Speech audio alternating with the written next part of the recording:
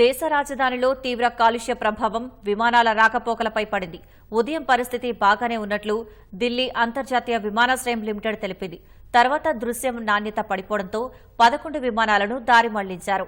10 విమానాలను జైపూర్, మరొకటి డెహ్రాడూన్కు మళ్లించారు. అతి తక్కువ వెలుతురులోనూ విమానాలు నడిపే సామర్థ్యం గల క్యాట్ 3 శిక్షణ తీసుకున్న పైలట్లు లేకపోవడంతో విమానాలు మళ్లించినట్లు అధికార వర్గాలు తెలిపాయి. అనేక విమానాలు ఆలస్యంగా నడుస్తున్నాయి. అత్యంత తక్కువ వెలుతురు వల్ల విమాన రాకపోకలపై ప్రభావం పడుతోందని స్పైస్ జెట్, ఇండిగో సంస్థలు తమ ప్రయాణికులకు సమాచారం ఇచ్చాయి. ఢిల్లీలో ఉదయం నుంచే గాలి నాణ్యత సివియర్ ప్లస్ స్థాయికి పడిపోయింది. కేంద్ర కాలుష్య నియంత్రణ మండలి లెక్కల ప్రకారం సోమవారం ఉదయం 7 గంటలకు గాలి నాణ్యత 483గా నమోదైంది. అనేక ప్రాంతాలను దట్టమైన పొగమంచు కమ్మేసింది.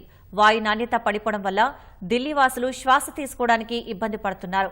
కళ్లలో మంట, చికాకుగా ఉందని కొందరు చెప్పారు. ఈ నేపథ్యంలో సోమవారం నుంచి ఢిల్లీ రాజధాని ప్రాంతంలో గ్రేడెడ్ రెస్పాన్స్ యాక్షన్ ప్లాన్ 4ను ప్రభుత్వం అమల్లోకి తెచ్చింది. 10, 12 తరగతులు మినహా మిగిలిన విద్యార్థులందరికీ భౌతిక తరగతులను నిలిపివేసింది.